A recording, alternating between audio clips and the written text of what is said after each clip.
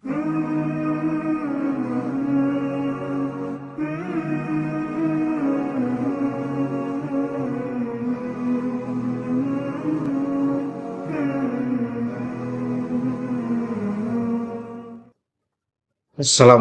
warahmatullahi wabarakatuh. Alhamdulillahirrabbilalamin. Masya Allah la quwata illa billah. Puji syukur kehadirat Allah Subhanahu wa Ta'ala. Telah banyak nikmat telah diberikan untuk kita ini. Nikmat terbesar kita adanya iman, Islam, sehat, dan bisa komunikasi seperti ini. Ini nikmat yang luar biasa. Alhamdulillahirrabbilalamin. Salawat dan salam senantiasa kita panjatkan kepada junjungan Nabi besar Muhammad SAW. Apa kabar saudara yang dimuliakan oleh Allah? Alhamdulillah. Mudah-mudahan semuanya sehat. Mudah-mudahan yang sakit segera sehat dan disembuhkan oleh Allah Subhanahu wa Ta'ala. Yang masih ruwet, tempel Allah. Insya Allah akan segera terselesaikan. Bersama Allah pasti bisa, bersama Allah pasti ada solusinya. Sebelum melanjutkan tentang esensi iman, jangan lupa like, subscribe yang belum, dan share kalau bermanfaat. Saudaraku ini mulai Allah. Pada bagian sebelumnya tentang esensi iman, di sana diterangkan bagaimana keimanan yang 6 itu di dalam rukun iman. Maka kita akan bergerak ke sini, yaitu ada firman Allah Subhanahu wa Ta'ala di dalam surat Al-Mu'minun ayat 1 sampai dengan 2. Sesungguhnya beruntunglah orang-orang yang beriman. Siapa itu? Orang-orang yang khusyuk dalam sholatnya. Lagi-lagi Allah telah memberitahu kepada kita melalui firman-Nya Al-Mu'minun ayat 1 dan 2 bahwa orang-orang yang beruntung adalah mereka yang sholatnya khusyuk. Apalagi ini mendekat kepada peringatan Isra Mi'raj. Sudah tahu persis esensi Isra Mi'raj kan Bapak Ibu semuanya, saudara yang dimuliakan Allah. Satu-satunya nabi dan rasul yang dipanggil langsung berhadapan dengan Allah Subhanahu wa Ta'ala cuman Nabi Muhammad SAW. Ada apa ini? Kalau di dalam dunia, ini tentang luar dunia, urusan Allah itu lebih dahsyat lagi. Kalau ada orang penting memanggil, kita mesti berangkat untuk menemui orang itu. Orang yang dipanggil mesti ada urusan penting. Kenapa nggak pakai telepon atau video call saja? Betul nggak? Itu persoalannya. Ini juga begitu. Nabi Muhammad SAW dipanggil khusus oleh Allah soal ada peristiwa sebelumnya, yaitu meninggalnya paman Rasulullah SAW, meninggalnya istri Rasulullah SAW, Bunda Khadijah dan seterusnya. Ini apakah hiburan? Di luar itu semua, faktanya memang Rasulullah dipanggil oleh Allah Subhanahu wa Ta'ala. Berarti ada yang urgent. Nah, dan kita tahu semua urgensinya apa? Dipanggil di dalam Isra Mi'raj, perjalanan Isra Mi'raj itu cuma satu kan? Sholat. Saya ulangi, sholat. Sholat ini luar biasa. Pertama akan dicek oleh Allah saat kita ketemu Allah Subhanahu wa Ta'ala nantinya, sholat. Ya. Dan sholat ini, kalau orang Indonesia sangat pas dengan 5 waktu itu.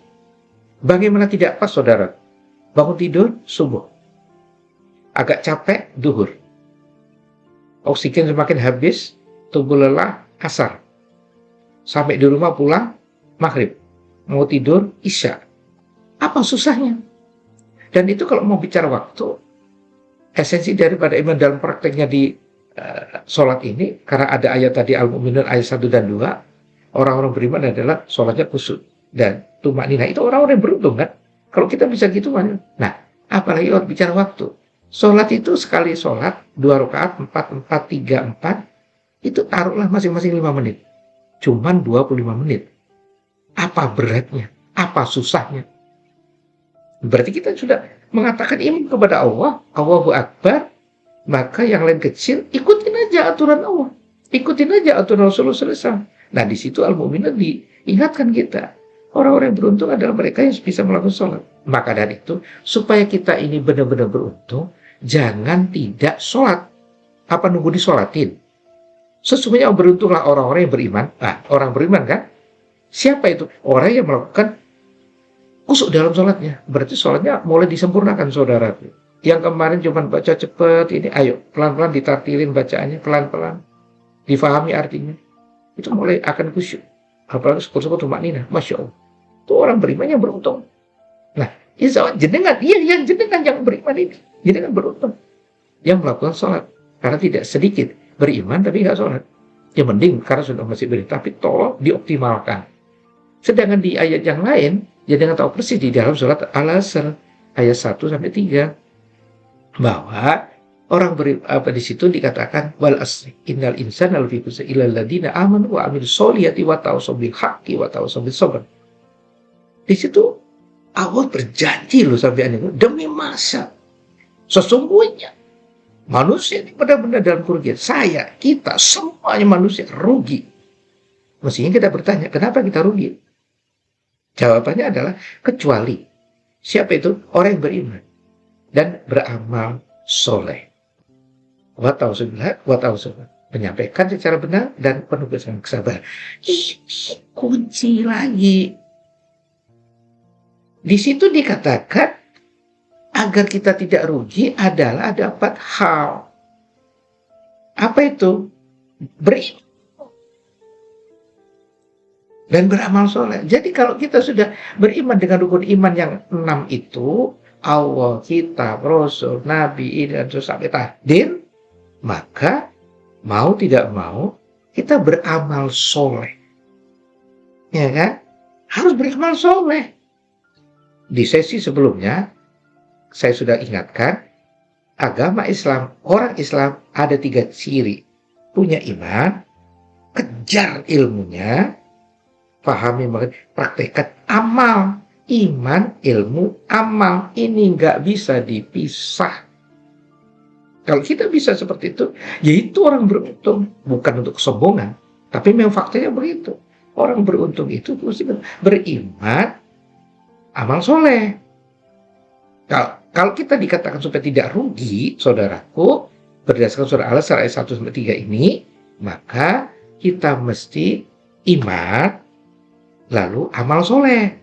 Supaya amal soleh ini sesuai aturan main, rule of the game-nya Al-Quran, hadis, ikro, baca. Kalau sudah baca, kita paham, mengerti, ngamal. Cuma satu kan saudara, setelah cuma 1 poin, samina wa ta'na. Saya paham, saya mengerti, praktek. Itu toh, taat, udah gak ada lagi. Kalau kita tidak bisa seperti itu, dipertanyakan imannya. Hanya di lisan saja atau bagaimana? Nah ini yang akan menyebabkan kita itu. Tentu kita akan bertanya apakah sekedar itu. Wah, seperti alasan, memang begitu. Itu minimum dan memang harus seperti itu. Sehingga kita akan tahu nantinya sebenarnya ciri-ciri orang beriman itu apa sih?